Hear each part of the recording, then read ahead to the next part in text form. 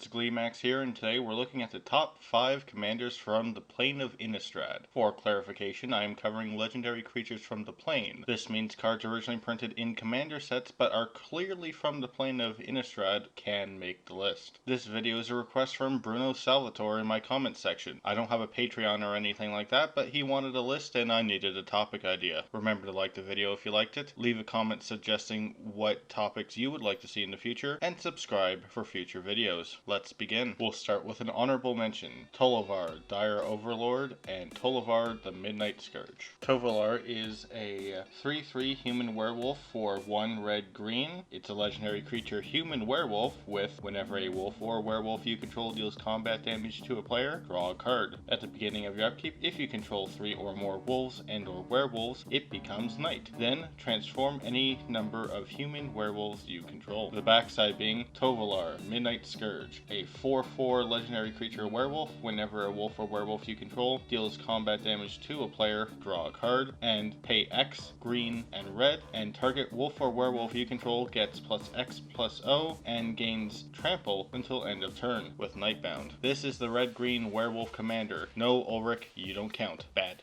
The red-green commander of your werewolf tribal list, both sides have a coastal piracy effect, solving the tribe's issue of running out its hand and dying. It also has the daybound and nightbound mechanic, which is a stark increase to the old werewolf flip conditions, as it only counts the active player's spellcast. The backside also has a Kessig Wolf Run ability, which is a nice callback. He also gets this super fancy art version, which is very nice. Tovolar is going to be seen around the tables for a bit, while new players learn that EDH werewolf tribal is really not that good. Heard arguing across the plane, our number 5, Gisa and Geralf. This brother and sister duo is one of my favorites lore-wise, and their card is great too. It's a 4/4 for 2 blue-black. They're a human wizard, and when Gisa and Geralf enter the battlefield, you mill 4 cards. And during each of your turns, you may cast a zombie creature card from your graveyard. That's as straightforward as it gets. Zombie Tribal has a lot of popular generals, but Gisa and Geralf are my pair. You get all the best zombie tribal lords, Undead Warchief, Diregraph Captain, Death Baron, and Cemetery Reaper, and start mass producing zombie tokens. Army of the Damned represents 26 power on the board for a single cast, and can be flashed back if Gisa and Geralf mill it. Undead Alchemist lets you get some passive mill in addition to pumping out multiple tokens. Corpse Connoisseur is amazing for entombing whatever you want in your graveyard to immediately cast it with your general. You get to run Ghoul Color Gisa and Stitcher Geralf in the same build. They synergize well together and with their dual commander card. The best card in the list, of course, is going to be Rooftop Storm, letting you pay 0 for all of your zombies, even the ones you cast from your graveyard. Gisa and Geralf are a straightforward zombie tribal build, running over opponents with their card advantage and hordes of zombie tokens. They're my number 5. Next up at number 4 is Bruna, Light of Alabaster. Bruna is a 5/5 legendary creature angel with Fly and Vigilance for 3 white, blue. Whenever Bruna attacks or blocks, you may attach any number of auras on the battlefield, and you may put onto the battlefield attached to it any number of aura cards that could enchant it from your hand or graveyard. This is a blue-white Voltron commander with some light stacks effects for good measure. First, we want to make Bruna big. All That Glitters, Ethereal Armor, and Auramancer's Guise all give stacking buffs, quickly making Bruna a massive threat. The new Mantle of the Ancients also serves to buff Bruna in addition to reanimating your auras. Protection is a priority. Swift foot boots are included for sure, but Spectral Ward, Indestructibility, and even Robe of Stars make the list to ensure that Bruna can stick around and keep on swinging. Blue gives you a robust counterspell suite, but also gives you the sneaky Corrupted Conscience, which is normally a mind control effect, but in Bruna, you want it on her to give her infect and win out of complete nowhere. We do run some ways to put our own cards into the graveyard for redundancy. Intuition is a tutor that lets you put 2 auras in the graveyard, a great lose-lose decision card for your opponent. Windfall is a wheel effect that can get a handful of auras into the graveyard, as well as draw you more auras to put on the battlefield with Bruna's ability. And Traumatize is a 5 mana spell that lets you mill half your deck. If you manage to do so and swing with Bruna, Bruna, you're killing at least one opponent. Bruna is a fun commander with a unique theme and color pairing.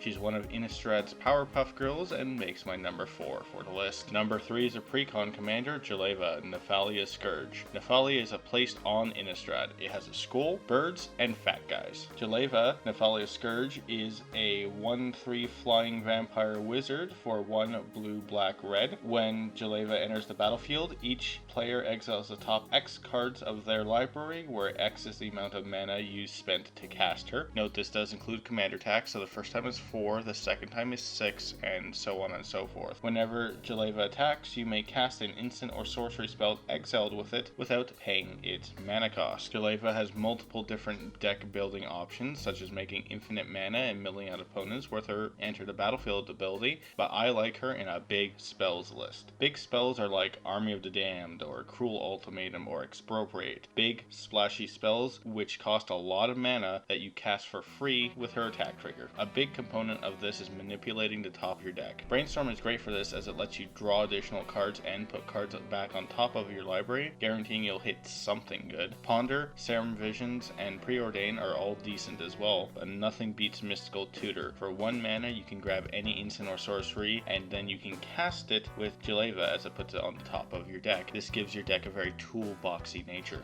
Besides Jeleva, we run Galvanoth and Omnispell Adept to potentially cast our huge spell for free with Galvanoth or at a severely reduced cost with Omnispell Adept. Remember, you can also cast your opponent's cards as well. You can even lean into this with Itali Primal Storm to cast whatever from the top of their libraries and Fevered Suspicion effects. Jeleva is a powerhouse commander that many commenters said I should have put into my top 10 Grixis list, card in the top corner, but for now, she's my number 3 Innistrad commander. Coming in second place is the Gitrog Monster, a 6/6 frog horror for 3 black green. The Gitrog Monster has Death Touch, and at the beginning of your upkeep, you sacrifice Gitrog Monster unless you sacrifice a land. You may play an additional land on each of your turns, and whenever 1 or more land cards are put into your graveyard from anywhere, draw a card. That's right, the Hypnotoad is a powerful lands-focused commander and the main antagonist of a short story. The Gitrog Monster wants to sacrifice and play lands over and over to generate insane value. Playing multiple lands a turn with Azusa Lost But Seeking, Dryad of the Elysian Grove, and Exploration is great, especially when paired with a fetch land and either Renanap Excavator, Crucible of Worlds, or the new Ancient Greed Warden. This little combo lets you get out multiple lands from your deck every single turn. We also want to sacrifice lands to trigger Gitrog's card draw and other effects, so Harrow, Spring Bloom Druid, and Crop Rotation are all excellent. Zuran Orb even makes the list as it is a combo piece as well. Many games with Gitrog Monster will focus around Dakmor Salvage. It's a land with Dredge too. Dredge lets you replace a card draw with returning Dakmor Salvage from your graveyard to your hand. With a discard outlet like Ayula's Influence or Scourge Familiar,